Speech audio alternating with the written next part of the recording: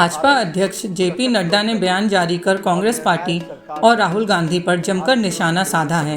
उन्होंने कहा है कि ये दुर्भाग्यपूर्ण है कि कांग्रेस पार्टी देश विरोधी गतिविधियों में संलिप्त है। देश द्वारा कई बार नकारे जाने के बाद राहुल गांधी अब देश विरोधी टूलकिट का स्थायी हिस्सा बन गए हैं। जब देश दुनिया की 5वीं सबसे बड़ी अर्थव्यवस्था बन गया है और G20 की बैठकें भारत में हो रही हैं, तो राहुल गांधी विदेश की धरती पर देश और संसद का अपमान कर रहे हैं।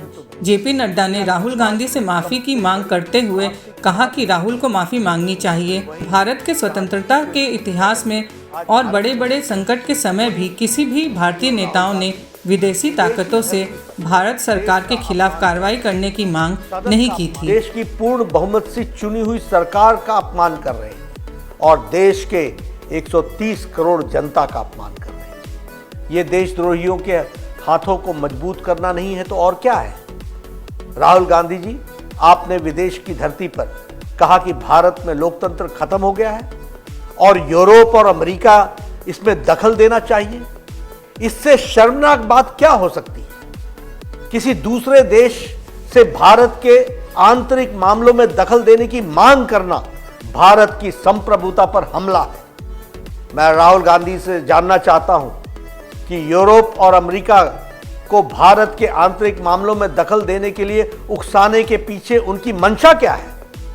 विदेशी षड्यंत्रकारियों से मिलीभगत करके आप भारत की आर्थिक घेरेबंदी और सामरिक घेरेबंदी करवाने का प्रयास कर रहे हैं। स्वतंत्र भारत के इतिहास में विषम से विषम स्थिति में भी आज तक देश किसी भी बड़े नेता ने विदेश में जाकर के विदेशी ताकतों से भारत सरकार के खिलाफ कार्रवाई करने की आह्वान नहीं किया है। राहुल जी, आपको यह कृत्य स्वतंत्र भारत के इतिहास का सबसे गंभीर मामला है। इससे जनता को भारी आक्रोश है। जनप्रतिनिधियों में भी आक्रोश दिख रहा है। हर राष्ट्रभक्त सांसद इस समय अंदर से आहत है।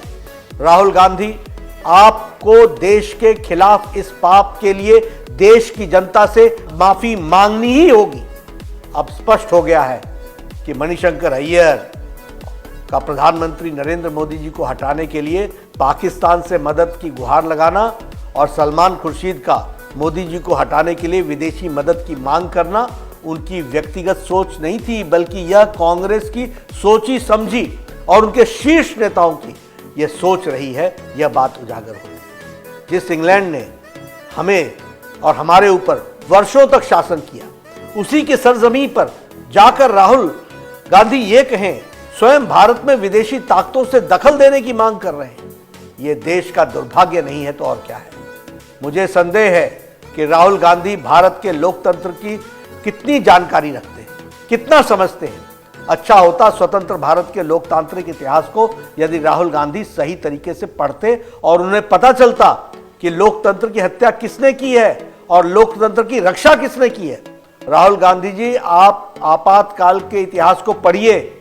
आपकी दादी माँ ने, उस समय की भारत की प्रधानमंत्री ने, आपकी कांग्रेस पार्टी की सरकार ने इस देश में 19 महीनों तक आपातकाल लगाकर लगभग 1.5 लाख बेगुनाह लोगों को, राजनीतिक कार्यकर्ताओं को, युवाओं को, वृद्ध को, महिलाओं को, सबको अकारण जेल में डाल दिया था। और वह भी Misa, maintenance of internal security act के तहत और डिफेंस ऑफ इंडियन रूल के तहत, DIR के तहत। तब बोलने पर प्रतिबंध था, लिखने पर प्रतिबंध था, मीडिया पर प्रतिबंध था, फिल्मों पर प्रतिबंध था, गायकों पर प्रतिबंध था। न जाने किन गुनाहों के लिए किस किस पर प्रतिबंध लगाए गए थे। राहुल गांधी जी, आपकी पार्टी ने तो देश को सभी संवैधानिक व्यवस्थाओं को ध्वस्त किया है।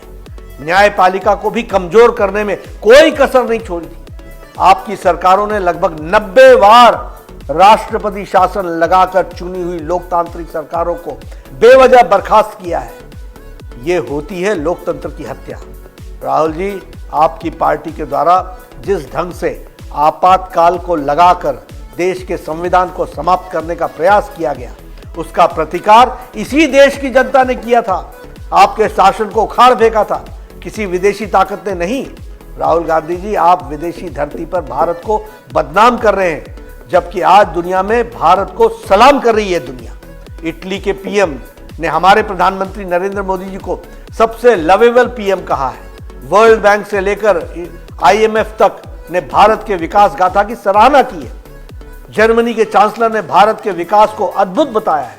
अमेरिका, फ्रांस, जापान, ऑस्ट्रेलिया, रूस, ब्रिटेन, यूएई, सऊदी अरब सहित तमाम देश प्रधानमंत्री नरेंद्र मोदी जी के नेतृत्व की सराहना कर रहे हैं। लेकिन राहुल गांधी जी, देश का अपमान आप कर रहे हैं। यह है राहुल गांधी की समझ। यह है राहुल गांधी कहते हैं कि भारत राष्ट्र नहीं बल्कि राज्यों का एक संघ है, जिसे राष्ट्र के रूप में भारत में विश्वास ही नहीं है। उसकी सोच पर क्या कहा जा सकता है? Rahul Gandhi ji, Bharat mother of democracy है, जिसने पूरी दुनिया को लोकतंत्र की शिक्षा दी है। दुनिया की कोई ताकत भारत के लोकतांत्रिक परंपराओं को नुकसान नहीं पहुंचा सकती है। राहुल गांधी, आज आपको, आपकी पार्टी की देश में कोई सुनता नहीं है। देश की जनता आप पर विश्वास नहीं करती है। यही कारण है कि आज आपकी पार्टी को देश से लगभग सफाया हो चुका है। जब भी भारत में संसद का सत्र शुरू होने वाला होता है, देश विरोधी टूलकिट गैंग अचानक से एक्टिव हो जाती है। कभी पेगासस की झूठी रिपोर्ट पब्लिश हो जाती है, कभी आंदोलन को भड़काया जाता है, कभी कोई डॉक्यूमेंट्री आ जाती है, कभी कोई विदेशी अखबार की रिपोर्ट को लेकर हंगामा किया जाता है। कहा जाता है कि ताली एक हाथ से नहीं बजती है, मगर मुझे ऐसा लगता है कि यह एक हाथ तो 7 समुद्र पार और दूसरा यहाँ के दोनों मिलकर के ऐसी ताली बजाते हैं, अपने देश को भी बदनाम कर रहे हैं। और मुझे इसमें कोई संकोच नहीं होता कि आखिर भारत विरोधी जॉर्ज सोरस और राहुल गांधी की भाषा एक जैसी क्यों है? आखिर क्यों पाकिस्तान और कांग्रेस की भाषा एक जैसी है? आखिर क्यों देश विरोधी कांग्रेस नेताओं की भाषा एक जैसी है? विदेशी ताकतें भारत में को कमजोर और मजबूर गठबंधन की सरकार चाहती है, ताकि वे अपनी आवश्यकताओं के अनुसार अपने फायदे में सरकार का उपयोग कर सकें। भारत को कमजोर और डीप स्टेट का षड्यंत्र है, जिसमें कांग्रेस सहित तथाकथित लेफ्ट लिबरल्स मिले हुए हैं। पर इस देश के करोड़ों देशभक्त नागरिक कांग्रेस और विदेशी षड्यंत्रकारियों की इन मंसूबों को कभी कामयाब नहीं होने देंगे। राहुल गांधी, आपको देश के खिलाफ इस पाप के लिए देश की जनता से माफी मांगनी ही होगी।